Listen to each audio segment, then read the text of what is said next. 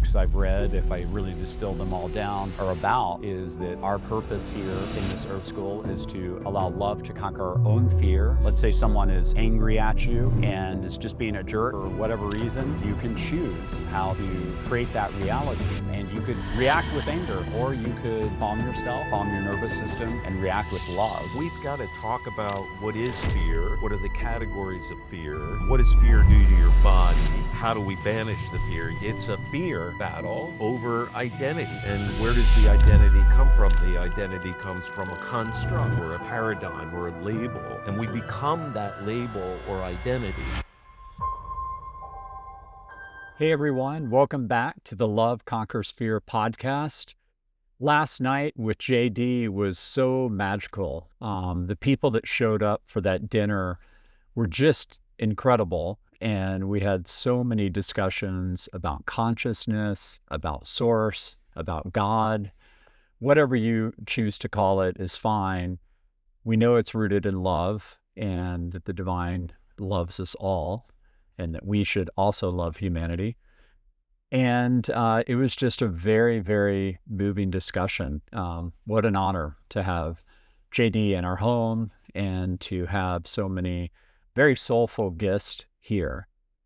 I want to let you know that I am still working my way through Love is Letting Go of Fear. Just as a reminder on that, I heard about that book from John Mackey, who's going to be on this podcast. And it is an amazing, amazing book.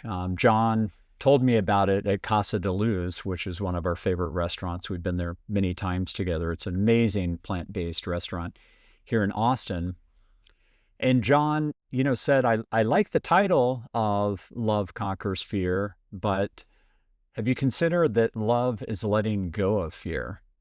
And of course, those are the same things. And the book, Love is Letting Go of Fear, is written by Jerry Jampolsky, and it has so many practical exercises in it. And Jerry gives lots of examples of where he met anger with love and made lifelong friendships as a result, just by really having that childlike curiosity. Well, maybe they just had a horrible day. Maybe someone just treated them really bad. Maybe their mom just passed away, versus meeting them with the quote unquote normal human reaction. So it's an amazing book. I've got 30 minutes left in it. And so I'll be finishing it soon and reporting back to you. And that's exactly what we're going to be digging into today with JD. JD's gone really deep on this, has coached many leaders around the world on how to conquer their own fears and manifest more love. So we're going to dive really deep into that in today's episode, and I hope that it helps you all.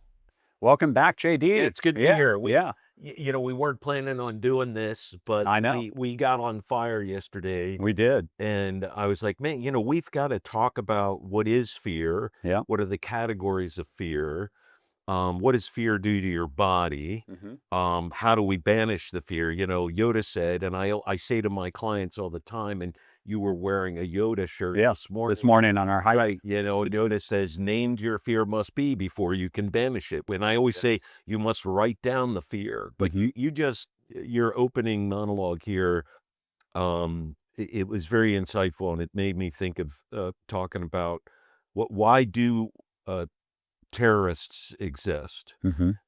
Why do we have these dualistic battles going on between identities, left, right, gay, straight, male, female, whatever? What is this? Okay. And it's a fear battle over identity. Mm-hmm. And where does the identity come from? The identity comes from a construct or a paradigm or a label. And we become that label or identity.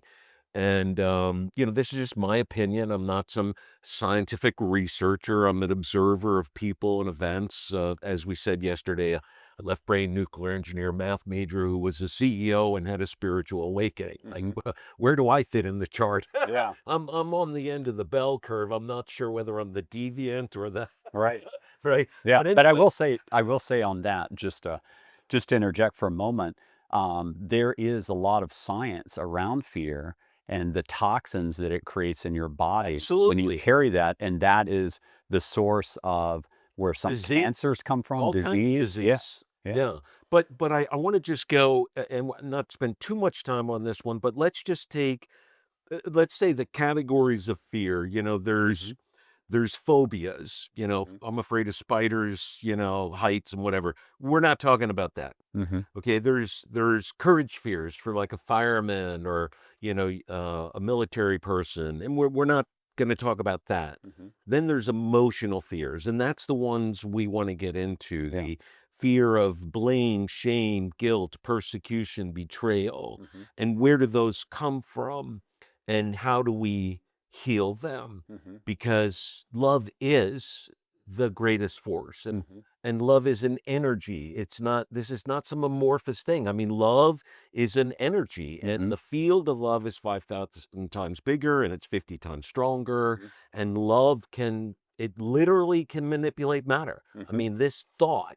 So mhm, what is love? I mean, love is gratitude, kindness, consideration, empathy. mhm, These are words that describe a vibration, mhm, and that vibration makes us feel good. And the opposite of it is what we're going to call fear. mhm. And of course, you and I, we've been walking a lot lately, Yeah, yeah. up and down hills. I'm not used to walking on hills, so this man is putting miles in my shoes.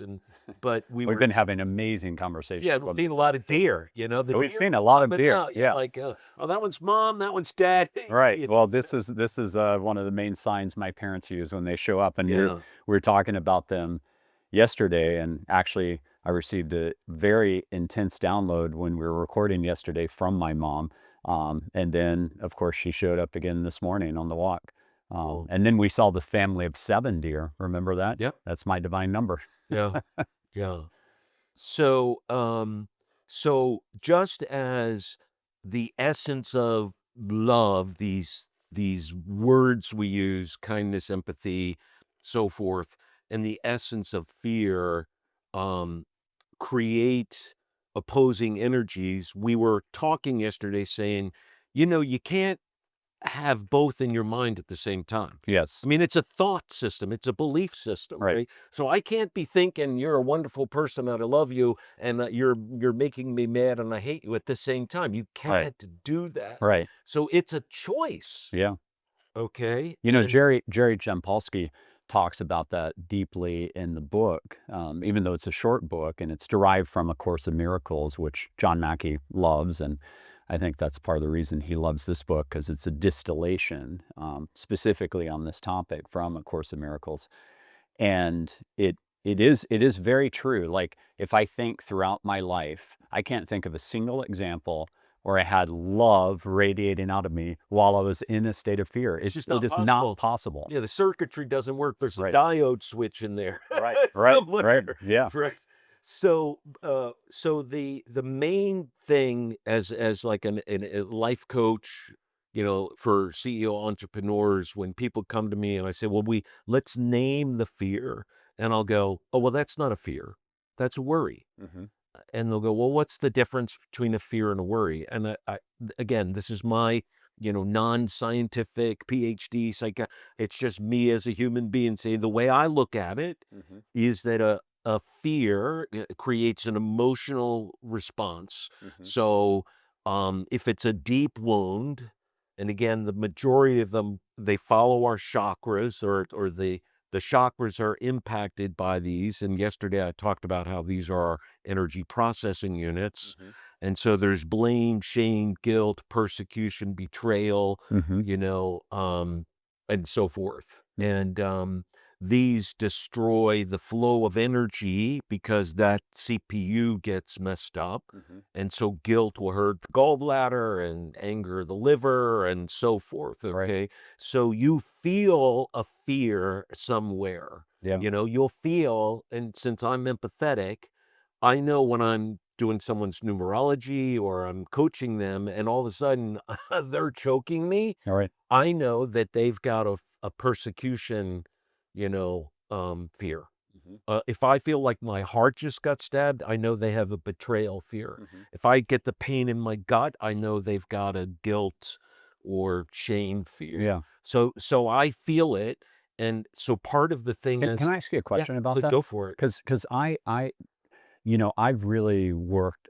I've had a lot of inner work at this point that I've really embodied. Lots of reading, but also just lots of deep conversations with my soul.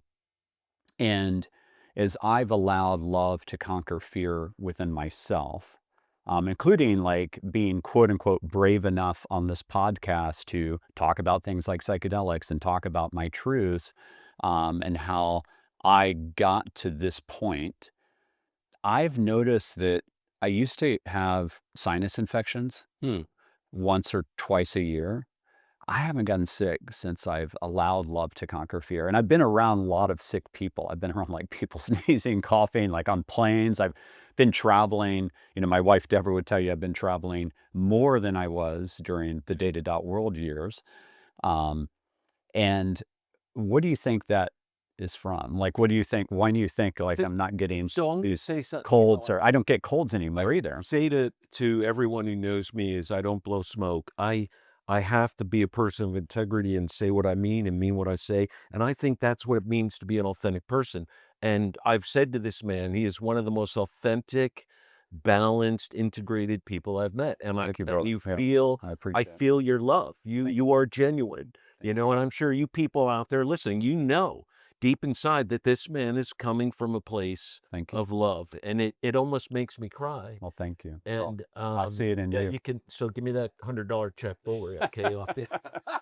Oh, wait, hold on. Oh, I lost the check. The check got lost in the mail. I'm so sorry. Scratch that part of the interview.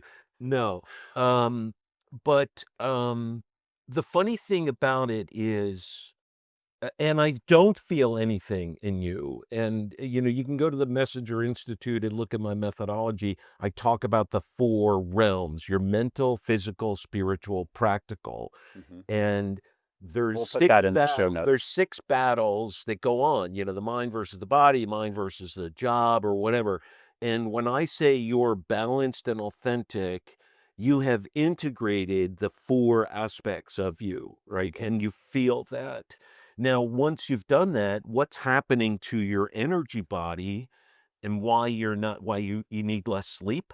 You're more Yeah, I energetic. do need less Look at sleep. your Yeah. skin color, you're around your eyes, there's no stress in your face. Thank You're you. Well, you're well, this is good news because I was going to be a skin model for the part of and I my got career. goosebumps. See, Just why joking. did goosebumps or truth but I don't when know. I said that to you, why did 100 trillion cells make the hair stand up on me? Yeah, well, Because that's it's your beautiful. but Hopefully, that's not because it's I'm a going to be a skin model. Though. no, it's a confirmation for you though that you only get the goosebumps if you need to hear it. It's true, and you're not believing it. I So believe it. all right, well, I appreciate it. yeah, okay. I'm just trying to Now it's create some levity. $200. All right, where were we? I just wanted to go back to my description of a terrorist is someone, look, we have an emotional sequence, the trigger of a faulty, limited, outdated program, flop, a wound, a fear. And first it's denial, then it's like resistance. And then if you can't deny it, you can't resist it, then you get angry, and then you become mean and hateful, and then you become a terrorist because the person who is perpetuating a belief is so against your identity, you must either re-evaluate your identity or destroy that which is that is attacking what you think is your identity. So whether it's gay, black versus white, man versus a woman, that's what it is. Okay, so that's a fear. Right. So where did that? First of all, there's a program. It could be some of these programs about, race, gender, color, whatever, are thousands of years old. You Yeah, know? I mean, I'm Jewish, and that's a very old program. Anti-Semitism is a very Sure. old program. Or slavery, Yeah, slavery too. or male versus female, a woman's role, and so some of these programs, look, when we were born, I say we were born with an OS, and it's in our subconscious, and ours is different than our children, you know, And that's why I love the Gen Z and the millennials, because they're born, they learned more about humanity and society the moment they were born, because and this is science, okay, that the information is transferred in utero to the infant. Yeah.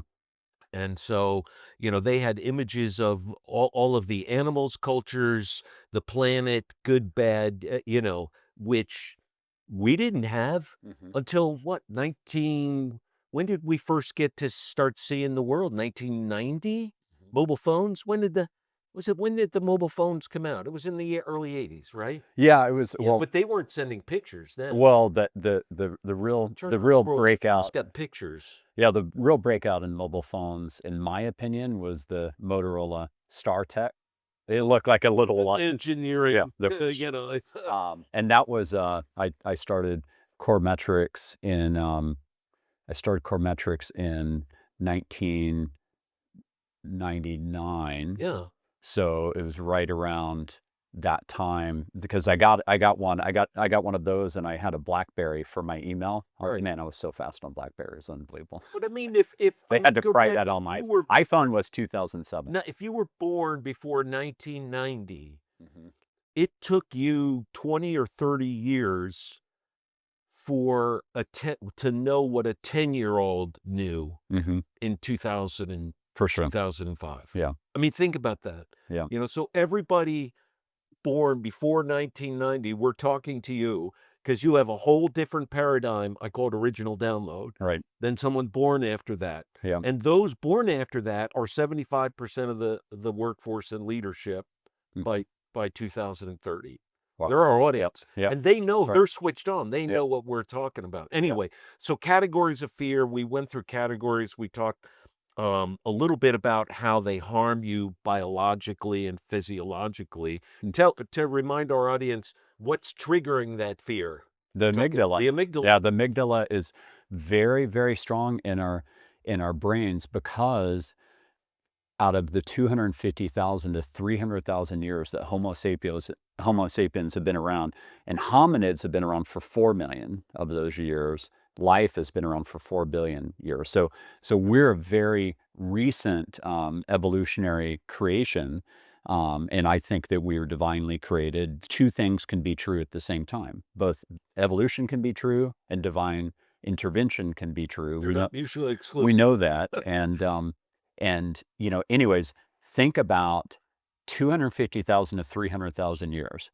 Okay, how much of Homo sapiens' existence have we had electricity?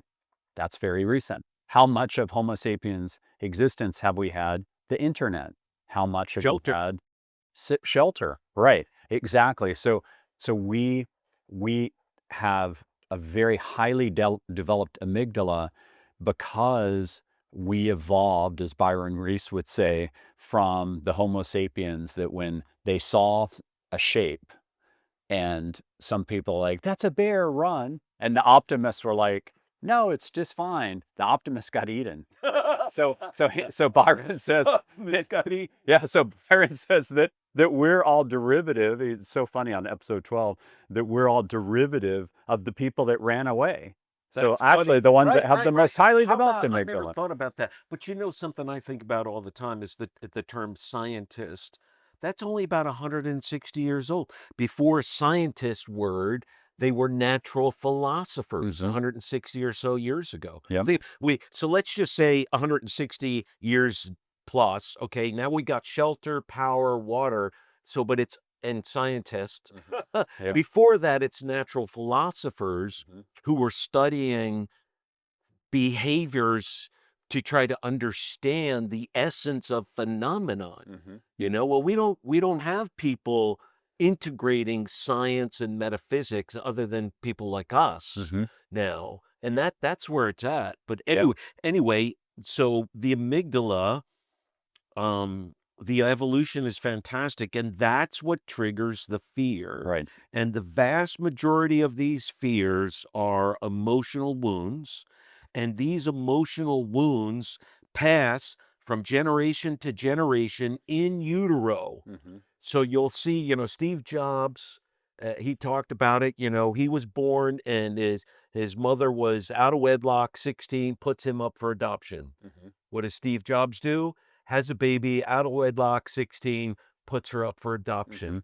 And that gets passed Her on name and was on Lisa. and on and on. Yep. My dad, one day, I'll give you an example. This is a fear. And it was shame. I'm looking around in the house, and my 16-year-old son has his shoes laying around everywhere. And I go, Grant, will you pick up your damn shoes? That's an emotional reaction. Like, why did I do that? I started to get angry inside, and I yell at him. Yeah. That's an irrational, negative emotional response. He's like, fine, Dad. And I realized I did it. I triggered. So I become conscious. When I caught myself, I go, I sit, I go into that anger, and boom, what do I see? My dad yelling at me for leaving my shoes. I look around the house. Guess what I see? My shoes laying everywhere. Yep. I start to cry. Yeah. And I go up to Grant and I'm crying.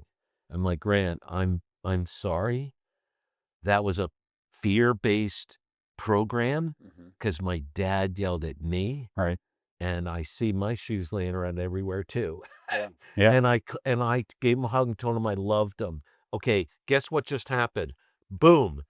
I cut that perpetuation off right there. Yep. If I had not given him love and told him what it was, the goosebumps, Yeah. he would do that to his children. Yep. But it's gone now. Yeah. I stopped it. Yeah. Can I say one thing on that? Yeah. So you also conquered the program of love. Yes, but you also conquered the program of men can't cry. Oh, sure. Right. You know, like in front of your son, you're crying. That's such an outdated program. Oh, yeah. Like that's ridiculous. Like I have no problem, crying when I need to. Yes, exactly. You're more authentic. You're genuine. We're human beings, you know. It's not this kind of men versus women. You know, the actual default state of humanity, did you know, is female? Did you know that? No. So inside the womb, every baby is female until around the 12th week. Interesting. I Yeah. didn't know Yeah, that. because at 12 weeks, if you're going to be a male, testosterone comes in floods. Women know this? The testes drop. Did they know this? Well, we're telling them right now. We're in big trouble now. Trust me. We just lost more power, man. I mean, my wife knows, and we've got a power balance here. It's all good. But one thing I just want to say too about Steve Jobs is that he didn't just have that trauma, and he also perpetrated that trauma on Lisa. That was the daughter. An homage to her is he named one of the products Lisa, if you remember. And there was a lot of wounds from that, including on her side, of course, as the recipient of that. But the other thing is that, he looked in the mirror one day, and this is after lots of psychedelic journeys. He was a very famous user of psychedelics, a pilgrimage in India. So he spent a lot of time wandering in there. He was very wounded, being fired from Apple, etc. And he looked in the mirror one day and he was like, I'm going to die one day. Now, the way I would interpret that now is I would say, you're going to die in this lifetime, but your soul's never going to die and you'll have another lifetime. But anyways, he was like, I'm going to die one day. I have this one lifetime to really do something that matters. And he conquered his fear in that moment, in the affirmation in the mirror. And from that point on, oh my gosh, he's like, in tech, I can't think of anyone as legendary as him in tech.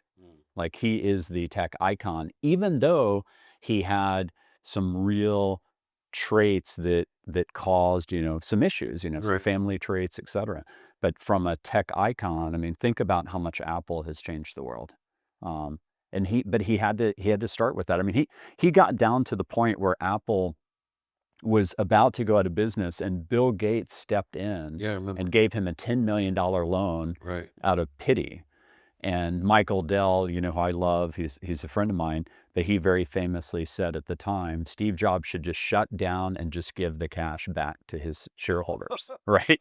And later on, Steve Jobs did remind Michael Dell that he said that very publicly, which I'm sure was humility inducing. Right. But you know, that's the Steve Jobs story that not a lot of people talk about. Right. That what kind of fear he had to go through to get to the place where love conquered us.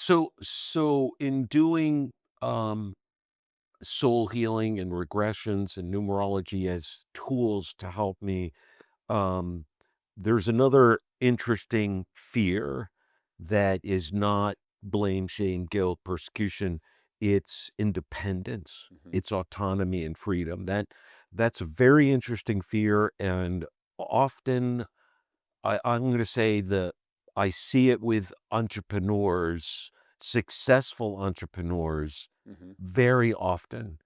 And I haven't actually thought about that pattern, but part of becoming that successful entrepreneur, there's this drive at first, and it's tenacity. I call it the mindful maverick. Okay. So the maverick is drive, tenacity. I mean, think of Musk, just a train going down there, get in my way and I'll run you over. But then there's some watershed moment where there's some awakening of the heart, spirit, soul, whatever you want to call it. And they realize that they're not chasing something, that they don't need something, and they can be independent and authentic. And then they become balanced. And then oftentimes they become philanthropic. Yeah.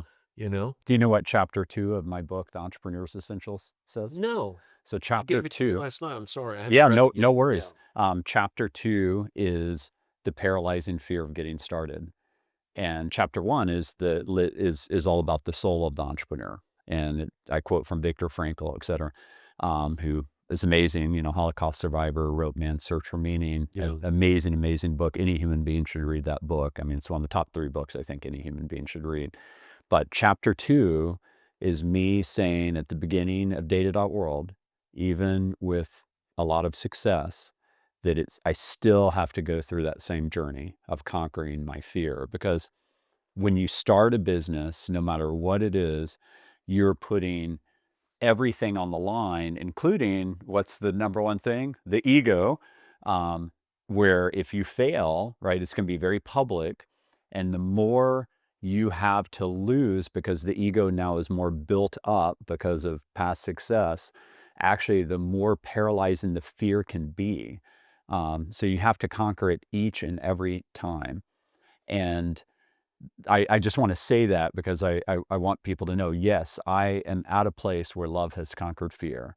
But whenever you start any new initiative, there's always a little bit of that. Am I doing the right thing? Is this going to be? I'm going to stop you there because I don't think that's fear. I think that's worry. There is certain fear, but I define fear as the negative emotional reaction. Okay, good. Okay, so what you're talking, and I know because I've nowhere near accomplished as you, but I've started four small things. I would not say that. In my opinion, that's not. Well, that's I'm talking not financial impact, but that's just. But that's a function of time. Fear of every time it's like I call it necessity. Out of necessity, you're gonna get it. You're gonna do it. You have to take the leap of faith, like Indiana Jones, standing on the edge of the cliff. It's a leap of faith. And there's worry. Now, worry to me is different from fear. And back to Yoda, write down the fear. This is we're talking tips. What do? You think you're fearful, write it down. You can't resolve it until you write it down. Write down the fear. The fear is insecurity, embarrassment, failure. What failure? Let's define failure of what? Failure of product. Write down that fear. And then you look at it. And if you're not shaking and if you're not having an emotional, physical response, that's not fear. That's a worry. And worry is good because when you worry and you write it down, you tell me, what do you do? Yeah. Well, you make a plan. Yeah. I mean, what I recommend in that chapter is I say, how do you work through it? Right. And I say, pick up the phone and call one of your customers and get that feeling, that high from them of how much they love it. Manifest the love in them, but also receive the love back on how much they count on your solution. Go and talk with some of your best employees, and get re-energized by that, their belief in it. They can help manifest the belief in you to have that worry. Go out there and talk with industry analysts. Go out there and talk with your investors, etc. So you have to, what you can't do, in my opinion, is be paralyzed by it. I remember Jamie Dimon. You get paralyzed when you go insular, when you go in. Yes. Everything you described was going out. Yeah. Talking about it. Yeah. When you share your feeling or worry, whether it's fear or worry, when you talk about it, and same thing goes for embarrassment, regrets, sorrows. When you talk about it, it takes the energy out. Yeah, Jamie Dimon, who's of course the famous CEO of JP Morgan. I remember I think he's good. I think he's great. I think he really tells it the way it is. And in 2008, 2009, if you remember, Lehman Brothers went out of business. We were going into. I remember. Okay, so it's a very fearful moment. And I was running Bazaar Voice, and I stopped hiring at all. I put a hiring freeze on the company for 6 months because I was like, we don't even know if our clients are going to be in business. We may be going into the Great Depression, not just a Great Recession. But we beat all of our numbers even through then, and it was a very, very strong cultural moment for the company, and then started rehiring in droves. But I remember him on CNBC and other outlets, and he was literally like animated, beating his fist on the table. He was like, get out of the bunker, CEOs. Go out there and visit your customers. Go out there and do deals. Go out there and do business. And he and Warren Buffett were the two most important forces, in my opinion, during that time. Public forces. Warren Buffett was, believe in America. We're going to get through this. Our best days are ahead. They were both absolutely right. I mean, think how much things have grown since then in terms of, the success of American companies, the NASDAQ, the Dow, the S&P 500. I mean, all like dramatically up. It would have been the best time to invest. Like, everybody's a good investor in hindsight, right? What's interesting about our conversation, I came into this thinking, we've got to talk about how love conquers fear. So we got to talk about what is love. We got to talk about what is fear, what are the categories of fear, all that. We'll summarize it again at the end. But I came into this with a different frame of reference than you. I just love your frame of reference was as the CEO in business facing a fear, a market fear, a business, a product, which is cool because I was thinking of it from my client inner game fears. So this is kind of cool. We're getting a whole picture. What do you think? How do we translate that into today, here and now? There's so much angst and depression. There's a need for hope. People are they're crying. They're starving. The government's shut down. They're literally not getting paid, and they literally don't have food. 45 million losing their food stamps tomorrow. I mean, it's just terrible. It is. What are those fears? Maybe we ought to talk about those fears for a minute. Yeah. How do we help them? Yeah, there's a tremendous amount of fear right now. Socially. AI. So now I'm talking individually. You're talking like corporately. Now we're talking social fears. Yeah. So social fears, of course. There's this great hope with AI that there's this great fear that it's going to create vast job displacement. The episode with Byron Reese, episode 12, I think his thesis on that was really good, which is that at the beginning of the internet revolution, there was no way we could have predicted all the jobs that would be created and what those jobs would actually be, like e-commerce marketing manager and, social media manager, and all of these new jobs that were created. So he says every technical wave, there's always disruption followed by massive job creation. Absolutely. And the reason why is that the human curiosity and drive is insatiable, that we always will eventually find ways to use the technology to create in this case with AI, billions of personalized products and services that we can't possibly imagine today. And so each individual company may be smaller, but there will be many more of them, and we'll have a much more personalized future as a result. And That's that's what you're making me think. Well, last night I talked about how there's no motion without friction. If there's no motion, friction under your car tire, it's in the ice, your car doesn't move. If there's no friction under your feet, you're not going to move. all right. Right? So if you're starving right now, if you're losing your job right now, it's natural to be frozen and stuck and not move. Right. And what you have to realize is you've got to move. You've got to grow and change. And yeah, it's painful. I've lost jobs. We've Yep. all been through this. And that's a big fear. It's a financial security fear. It's a food fear. It's an embarrassment fear. I get it. I know how it feels. But what you need to, tell to people, because I'm like a warrior, boxer, fencer guy. I tell my clients, I want you to go look in the mirror and slap yourself in the face and say, get over it. Get moving, get out there. I loved what you said and what Jamie and Warren Buffett said. Right now, if you're unemployed, you're hungry, you're starving, the worst thing you can be doing is sitting in there thinking those negative thoughts. Right. Because you will manifest. You will make that happen. You will make it worse. You will make yourself sick and angry. You need to get up and get out and talk to people, share your concerns, ask for advice. But the point you just made is there is so much opportunity out there. The barrier to creativity is being shattered. Right. I mean, good Lord, how could you use AI to go freaking make a methodology, make a speech, make a video, make a photo that is going to add value? And I would actually say that it's even, the barriers to business, it's just exactly boom. The thing that I would say is that AI is so profound that it's like the invention of electricity. And what I mean by that, it's literally going to touch every single business, from coaching to a hot dog stand. I mean, I'm dead serious. Even a hot dog stand, AI will touch that business. How will it touch a hot dog stand? This will be a fun exercise, okay? Okay. Because this is not going to be obvious. What does a hot dog stand ultimately need? Mustard. That's so funny. That's not what I expected you to say. You totally threw me off my game. Oh, sorry, man. No, a hot dog stand, what they need is they need customers. Like, if you don't have customers, it doesn't matter if you have mustard, right? So you need customers to actually sell the mustard to, or offer the mustard to as a compliment. So a hot dog stand needs customers. So how do you get customers? You go out there and you market.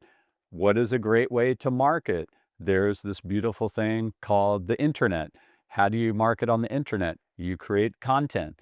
What's a great way to create personalized content? AI. What's a great way to find out your market segment? Let's say the people that are around the hot dog stand, people that are in the office buildings that are outside. I mean, your hot dog stand is outside of those office buildings. You can market to those people. You can actually identify those people extremely fast with AI. It's like the company. It's funny, I haven't thought of that. I mean, it's a simple metaphor, but I haven't thought about that. Yeah. Well, I made the point on one of the episodes, I can't remember which one this was, where if I wanted to remake myself as the world's best plumber and the world's best plumbing company, I could go to ChatGPT literally right after this, or Claude, or Gemini, and I could, for $20 a month, like for a paid account, which is, just cancel my Netflix if I can't afford it. It's I can't. You really right. And so if I actually, since walking this very spiritual path, I've almost completely stopped watching TV. That's another thing. Yeah, like I almost don't watch it at all. I'd much prefer to read a book on love conquering fear than watch something on Hulu, some nonsense. But like, I could go today and I could say to ChatGPT, please prepare a 5-week course for me that's tailored. I'll tell them about myself, to make me the world's best plumber, provide the YouTube videos to teach me step by step, take me through it for 5 weeks, grade me on it. I'm going to upload videos. I'm going to upload photos to you showing you the work I'm doing. I want you to grade me. I want you to correct it. I want you to show me other videos how I could do it better. And I could literally create a coach from nothing almost immediately. It would take me maybe an hour to create that course. So 1 hour to create that course. You know, how many plumbers do you think are using ChatGPT I mean, today? it's phenomenal. Okay. And I'm going to give you an example. I went into my AI platform and I said, make me a course to teach the lessons for 11 days in May. And in less than 1 minute, it gave me an email, a landing page, and a course. What I mean, how it would have taken me days Mm-hmm. to write that. That's And right. I was like blown away, Yep. which I actually never launched that yet. Yep. It would be a good course. I need to launch it. Yeah. But here's what I love about where we just went. We talked about fear from, a social perspective, individual, business perspective. We talked about how love, if you focus on love conquering fear, and then we took it right down to today. I'm worried about food. I'm worried about a job. I've gotten laid off. How have all these people out there, whichever hat they're wearing, individual, business, gone to AI Mm-hmm. and say, get out of your negative fear, Mm-hmm. go into the positive and use love Right.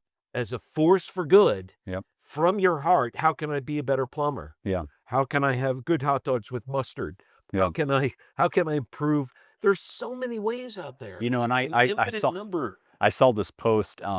Sorry, I saw this post like literally yesterday. It was from Ethan Mollick, who's one of my favorite follows on LinkedIn.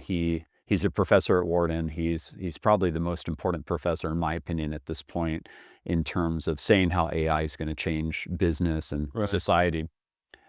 He's really charted it very, very, very diligently, like many posts a day. His last name's Mollick, if people want to follow him. Mollick. And Mollick. And Ethan said yesterday, he created a business plan on Microsoft's Copilot, which has different models now embedded. And it was a business plan for guacamole for drone delivery of guacamole. And one of the things he said is sycophancy is still very prominent in these models in terms of it complementing him on his idea for a drone-based, guacamole delivery business. But actually, I took an issue with it in my mind. I didn't comment on this, at least not yet. And I said, actually, in this case, sycophancy is a good thing. Why? We talk about quantum physics and manifesting the reality you want. Well, AI is just a mirror. So if you're talking to AI in a very positive way, what are you going to get back? Right. Positivity. If I'm talking to you in a very loving way, and I really have love in my heart for you, what am I going to get back? That's another interesting.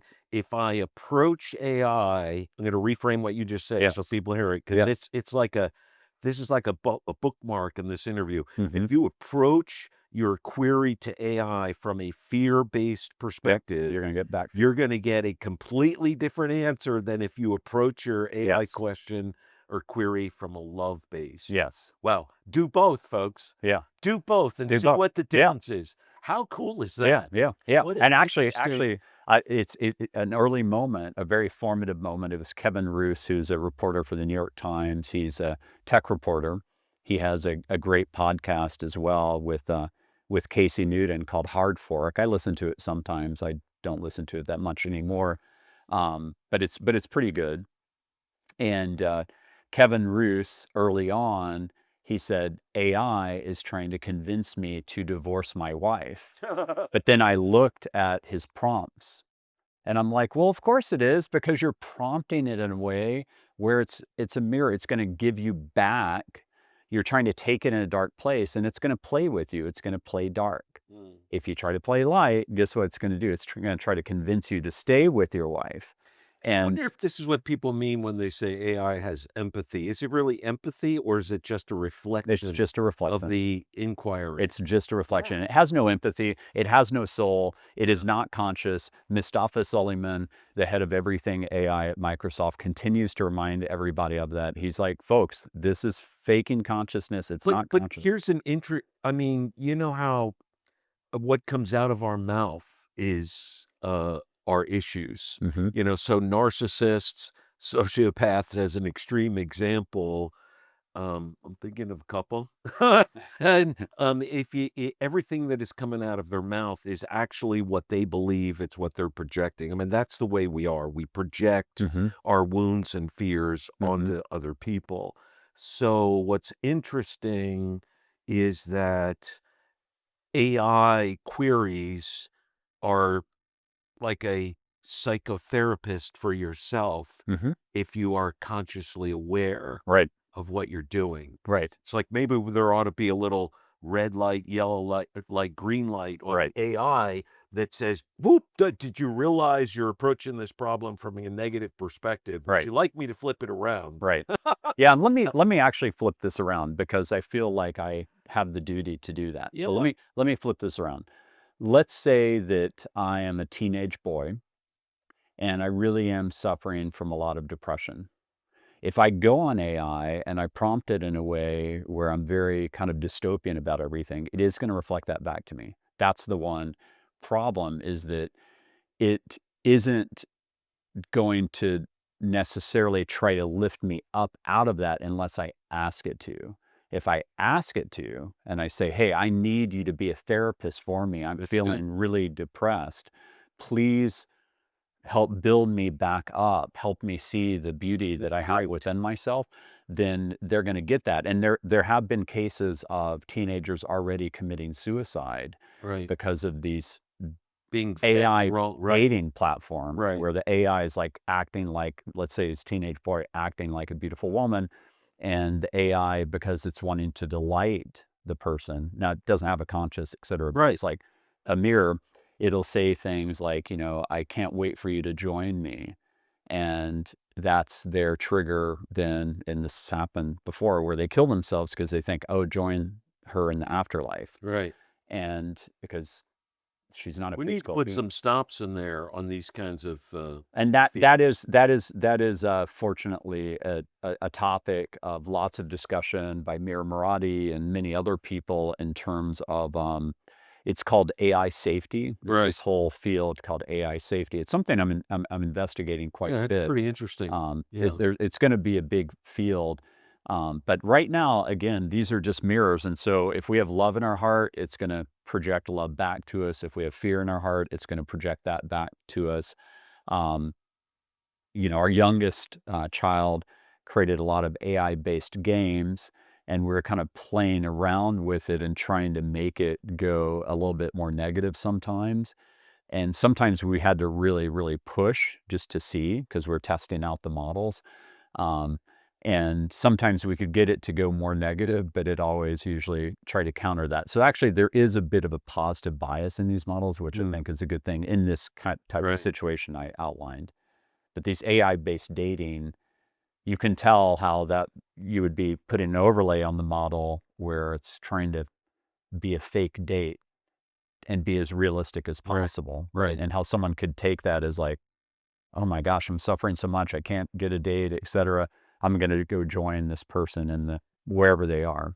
So you just reminded me, we haven't talked about how love conquers fear for a wound like shame or rejection or depression or You've helped a anxiety. lot of people through that. Why don't you, So how do first of you all, help your clients through that? as I said, you have to name it, Mm-hmm. right? We have to, what are you feeling? So I'll give you an example. I told this story last night. It's such a simple one and easy to relate to. This one client calls me up. They'd been client for years, her and her husband. They've been happily married for 17 years. And she calls me up in about January or February and says, I'm really suffering. I said, what's the matter? She said, well, I told my husband last November that I don't want to go deer hunting with him. Mm-hmm. And I've been doing that for 17 years, and I've never liked deer hunting.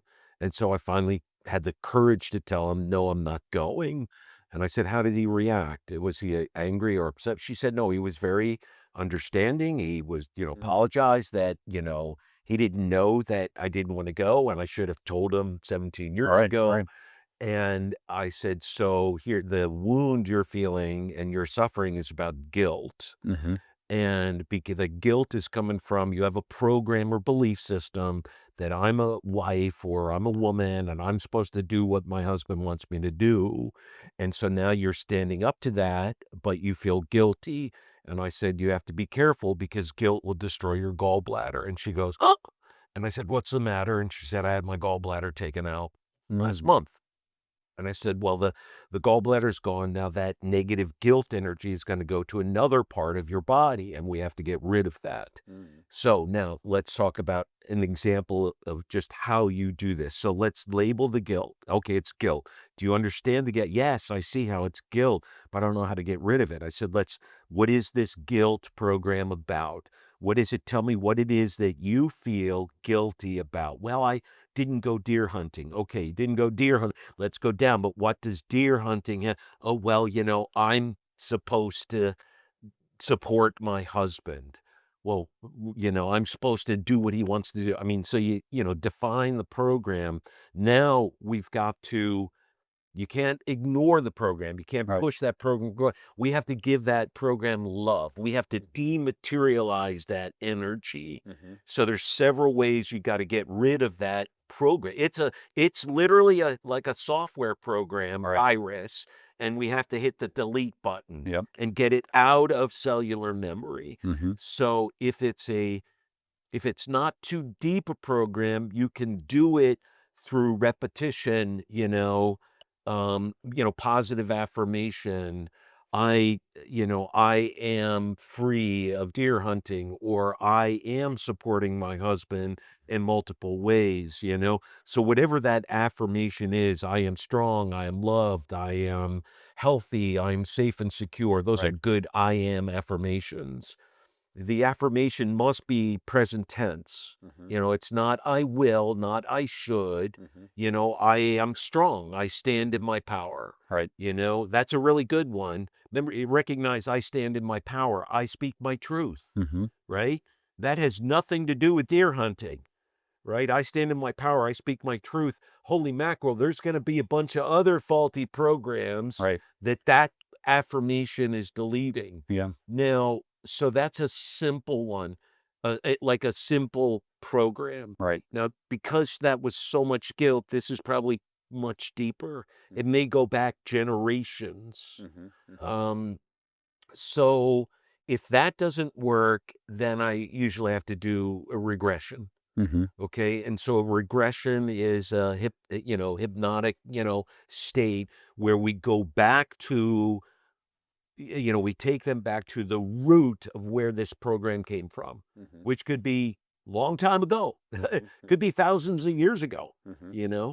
and we basically relive the implementation of that program in a regression, Mm-hmm. and we give the person love, we give the person hug, and we let it go. Yeah. And What's an then example of that from one of your customers in terms of? well, actually, one of the absolute most powerful ones is a man who's Jewish, and he's highly successful, um, ultra high net worth, but he's never owned his own house.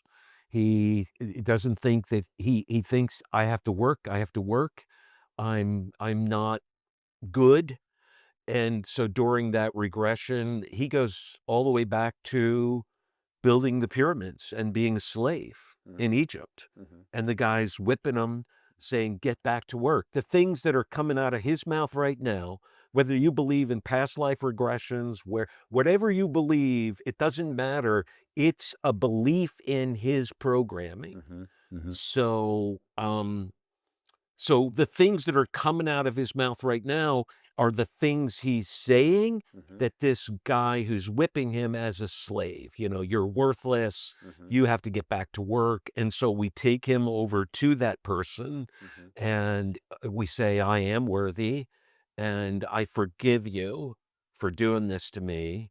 And in the memory, in this regression, the guy stops. Right. The guy starts crying and he gives him a hug and he says, I don't accept this anymore. I am free and boom, we come out of the regression and his life is completely changed. Yeah. I want to just mention 4 books for the listener. So the first 2 I'll say are Many Lives, Many Masters. We talked about that on our last episode with Dr. Brian Weiss.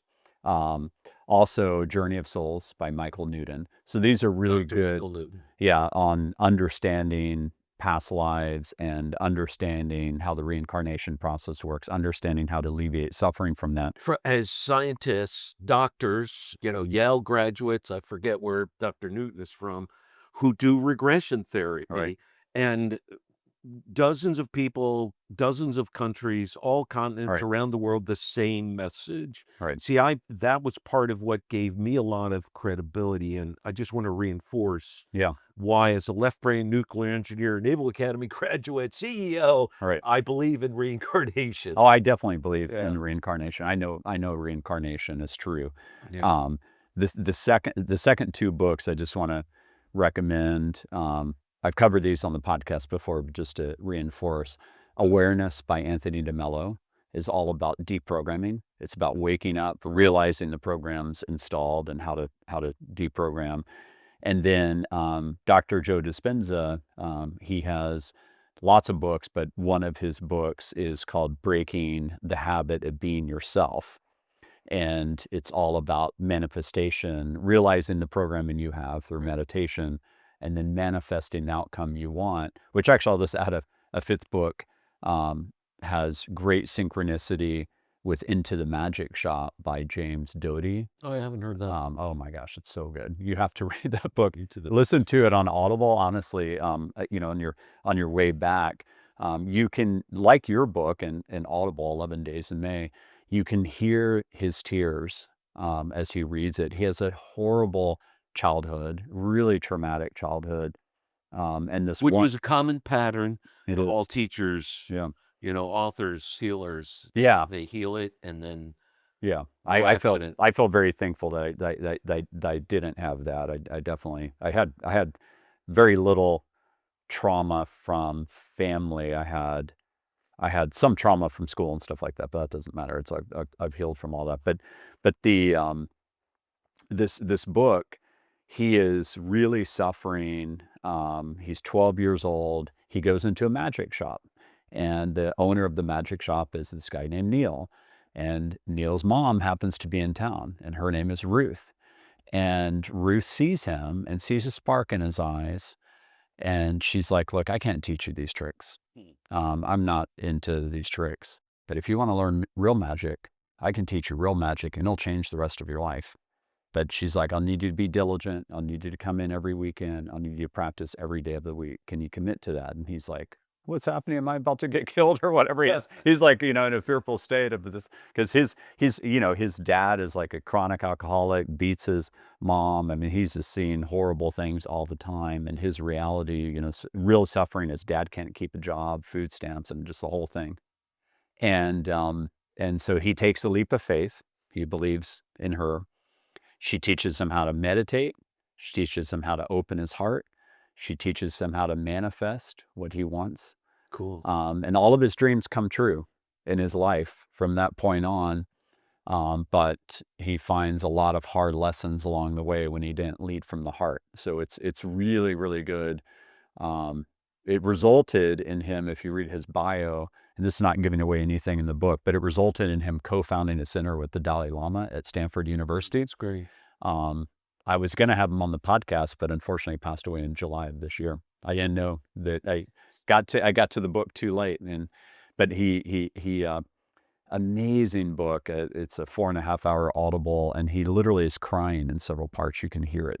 In all of the interviews, hundreds and hundreds, radio, television, podcasts, People ask me, what would I tell my younger self, or what is the best piece of advice? Mm-hmm. It's a great question. And the answer is to follow your heart. Mm-hmm. And I have found it very hard for the majority of my life to follow my heart Mm-hmm. because I felt unlovable, Mm-hmm. unworthy, unlovable. That was we talked about that yesterday. The family history, wounds, beaten, abused. Mm-hmm. Never told I was loved other than after I was beaten. Mm-hmm. What kind of reinforcement was that? Right. So, but what I discovered, we live life going forward, but we learn in reverse Mm-hmm. and in reflection, year after year, decade after decade. In the last 25 years, it's just been reinforced and reinforced. The best things that have ever happened to me in my life, Mm-hmm. the most prosperous things that have ever happened to me, the most healthiest things have always been when I followed my heart. Yes. Yep. And I can so, definitely say that too. I'll give you one very personal example. For me, I am a capitalist, right? I've been a capitalist for since I was really 24. I became an entrepreneur, and I'm 53 now. Um, Core Metrics, which was my first company I raised money for. I bootstrapped my first three companies. They were all profitable and all moderately successful. But Core Metrics was one where it was the big idea. yeah. We were going to provide analytics to all the e-commerce sites who were really suffering by not knowing what was happening within their business. That actually led to the dot-com bust, by the way. Yeah. We kind of came too late because I launched the business in 1999, and then the dot-com bubble burst. It led to a lot of suffering for me because here I was being praised all over the place. I had a great team, amazing team. This billionaire was an investor in us. He was like, wow, you're going to become a billionaire, or this is going to be over $1 billion outcome from this business. I had an offer to sell the company for 200 million. It was less than a year old. I would have made a ton of money at a very young age. Would have been very bad for me in hindsight because I didn't know what I was doing at all. And I was on with Bong Sa, who was my board member at the time, and he's like, Brett, why are you really doing this? Why are you doing Core Metrics? I said, well, I love it. He's like, well, don't sell it if you love it. Like, follow your heart. Right. And so I didn't sell it, but then the dot-com bust happened. We went from 100 customers down to 3 because 97 of our customers went out of business. Our customers loved us, but we were too late for them because they had an unsustainable business model. It was like a house of cards. Right. And we got down to a week of cash in the bank. Okay. And I was laying awake with Deborah, and we lived in San Francisco at the time in the marina. Beautiful, beautiful place, but we were just renting. And I said, well, this is it, it's all over. And I was crying, and I don't think she had tears because Deborah's like really strong. But that's probably a bad way to say it because if you have tears, you can still be very strong. But she I don't think she had tears, but she was very, very empathetic and very loving, and she is my soulmate, and she was really comforting me. And we went to sleep about 2 a.m., woke up at 6 a.m., and I had a smile on my face. And she was like, why are you smiling? And I said, because I know in my heart that I would do it all over again. I know that about myself, and I am at peace. And that gave me the Rocky Balboa eye of the tiger to go into Arthur Patterson's office, who is a co-founder of Excel. Shout out to him if he's watching this. He's been an amazing mentor for me. And he said, I'm going to do something nobody else is doing right now. He's like, I'm going to write a $40 million check. You're going to be one of the survivors. I believe in you. And there's no doubt you're going to be successful with this. And we eventually had a $300 million outcome at Core Metrics when IBM bought it. But I had to allow love to conquer my fear. How easy would it have been? I felt that I was crying. Oh, well, thank you. No, but that, pay attention to your bodies, folks. You feel these things. But if you're not mindful and you're not present, Right. you miss it all. So that actually at some point in time, we should talk about that, because all of these things that we're talking about, you must be mindful to recognize what your body is saying, what your heart is saying. Yes. You must be mindful to recognize that, to shift Yeah. from fear to love, Yep. and you have to be present to follow the signs, Right. present to see to hear the angel whisper, or Right. whatever it might be. But I don't tell, I mean, I want to make the point to the listener here. I don't tell the story as a kind of like, hey, look at me. I want them to know I really feel their pain in moments like that. And what I want them to realize is that A, they're loved, and B, they can conquer that fear, because it would have been very easy for me to do the normal thing in that situation, go curl up into a ball and just cry for the next week, and then the whole company would have gone out of business. And it doesn't matter whether No, it's a company or your job or family. I mean, there's Right. There's tens of millions. people in this situation right now. Exactly. There's so many situations where you can choose to just feel like I'm a victim of the circumstance, like I didn't create the dot-com bust, et cetera, et cetera. And I could have just acted with no agency and just curled up in a ball. And, Deborah and I are investors in 149 startups who've been doing it for over 15 years. And one of the things I've noticed is when the entrepreneur stops communicating about the health of the business, it is almost always a very, very bad thing. It's almost never because things are taking off to the point where they're too busy, because it's like they're just like fulfilling orders and they're hiring so much that they don't have time to communicate with investors. That happens sometimes, very, very rare. Most of the time it's because they're curled up in a bunker crying, and that's when I reach out and I'm like, hey, this is the time where I could help you the most. Yeah. I've been in your shoes. And I only say that to say that people listening to this, find a way to conquer that inside of yourself. For me, lots of breathing has helped. A lot of breathing has helped me. Listening to podcasts like this one, the type of conversation we're having, may help them. If they feel so called and they do it in a super safe environment, maybe psychedelics is the catalyst for them. Maybe meditation is the catalyst for them. Whatever it is, like, find a way to find the kingdom of God within you. That's the mantra for Christianity. Yeah. The kingdom of God is within you. Find a way to have a communion, because your soul has no material desire, is only filled with love. It lives in the light kingdom where there is nothing but love. And find a way to have that communion, because it'll give you unlimited power if you do. As you were talking, I was drifting off and thinking about various times in my life where things didn't go well, and I could have gone down into that abyss. For example, graduating from high school, I applied to the Naval Academy. It's the only school I applied to, and I didn't get a nomination from a congressman or senator. And so my guidance counselor brought me in, and he said, "What are you going to do?" I said, "I'm going to the Naval Academy."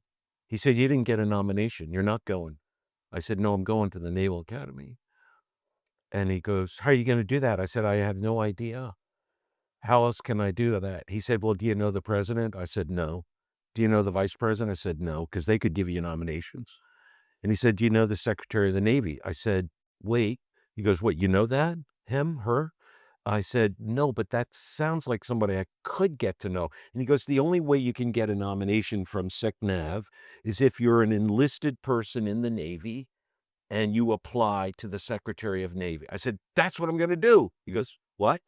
I said, "I'm going to enlist in the Navy." He goes, "You're going to enlist in the Navy as a seaman?" I said, "Yes." And I did. Like a week later, 1976, seaman, E1, $160 a month. 9 months later, I was going to the Naval Academy. I enlisted, went to boot camp, asked the Secretary of the Navy to, give me a nomination, and it did, right? And I can honestly tell you, there was never any fear. I'm reflecting on this, thinking about you, like, I was never afraid. Why? I just always believed in myself. I was just positive on that. And you had every reason to be negative with your childhood. Right. Right. And so then I was thinking of all the times people told me I was an idiot to make a game or to try to launch $100 million consulting company and do it in 2 years, I said. And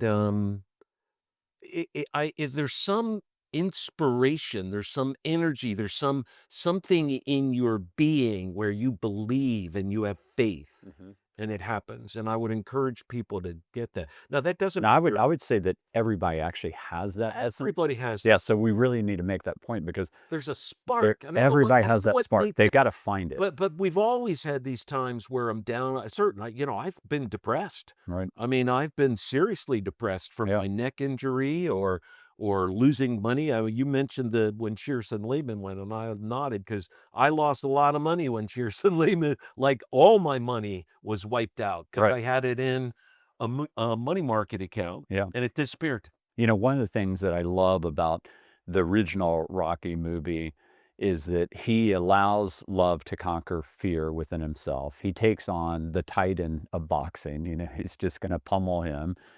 And the movie ends with him losing, but he wins the hearts of everybody because Right. they see in him themselves and they're like, wow, here's a nobody, quote unquote, who went on against the titan of boxing. I'm getting chills all over the place. One of my favorite movies of all time.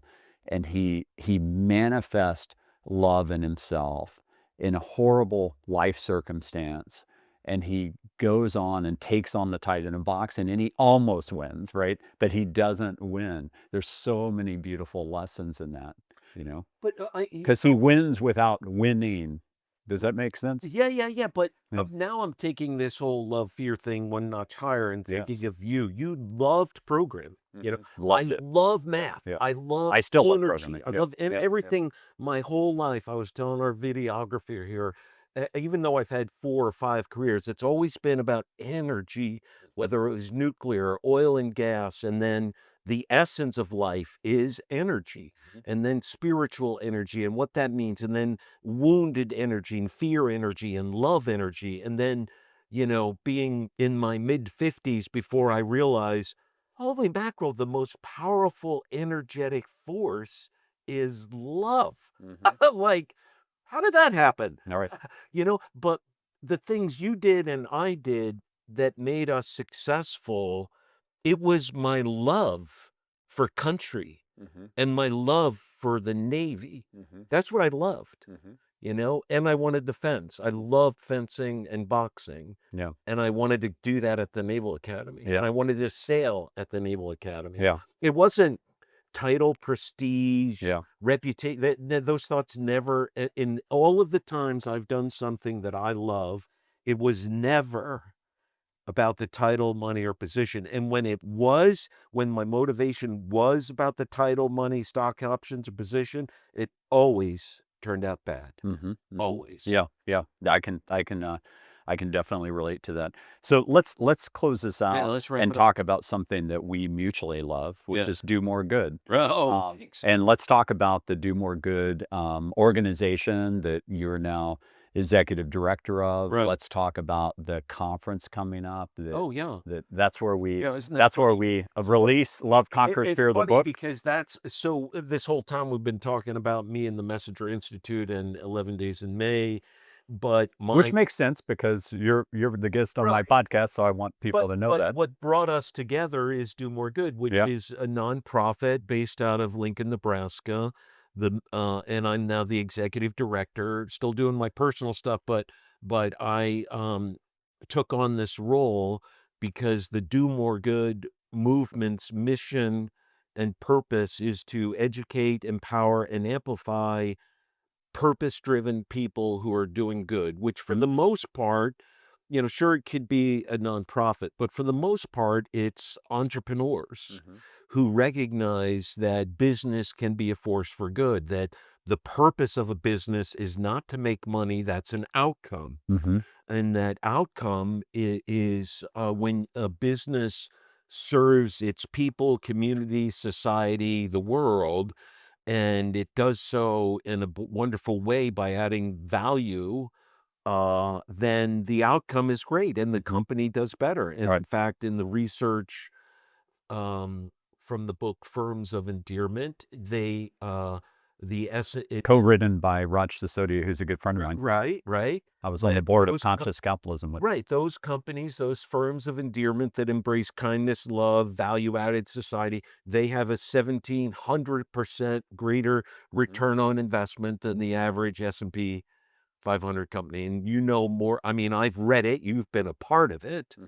And so the founder of Do More Good, Jay Wilkinson, connected us. And then the rest is... That's how we met. Yeah, that's how we met. He was the one that recommended your book to me and then connected us. And we talked about that on the last episode, but huge shout out to him. He's a beautiful human being and really appreciate wonderful person. The love. Also a very authentic, balanced person. Yes, for sure.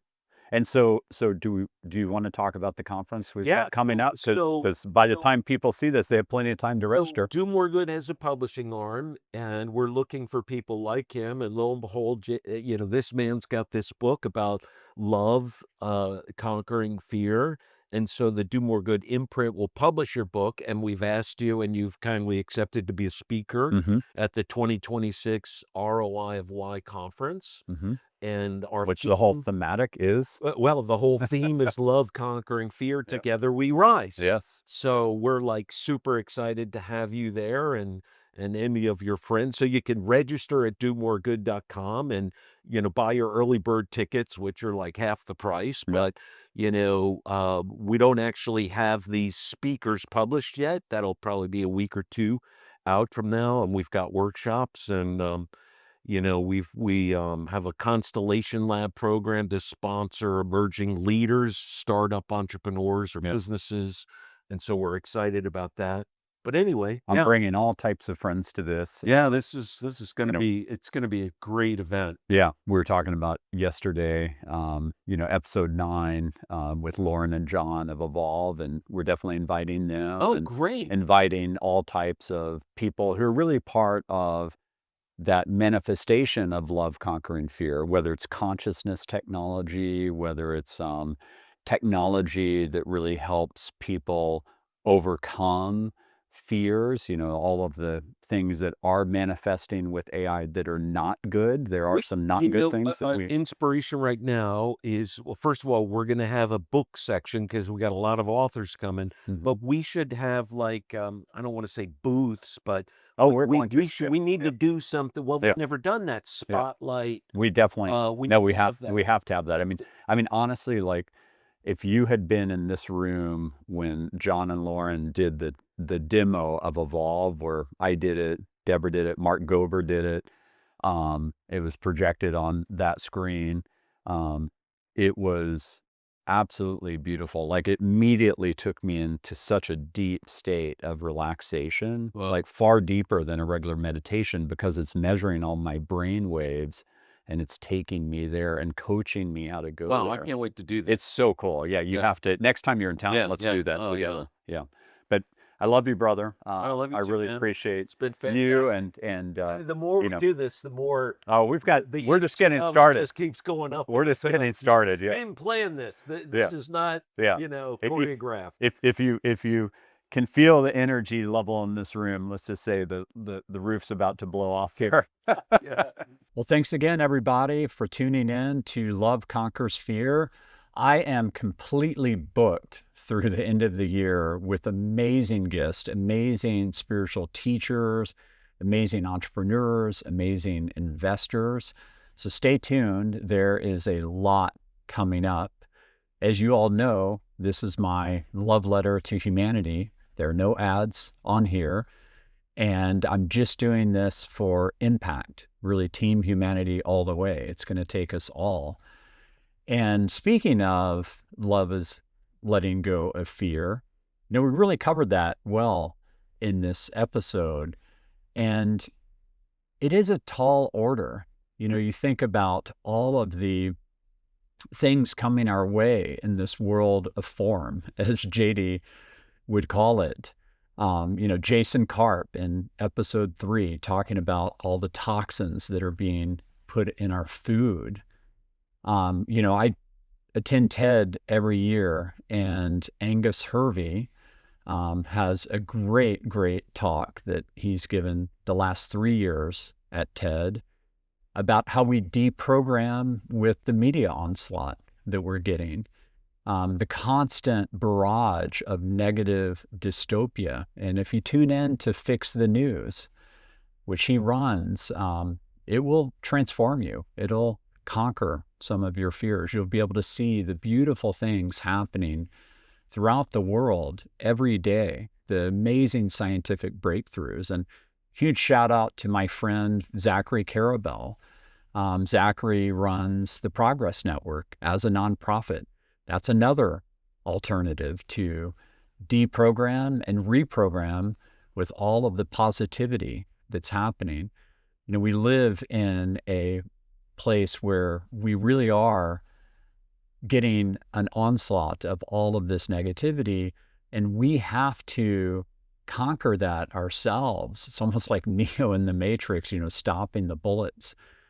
And if we all do that, and we all lead with love, and we have leaders have that heart shift that's required, then we're going to make it. You know, I'll be 100% positive when we get to that point that we're going to make it to the age of abundance for all. Thank you all again for your shares. I really appreciate it.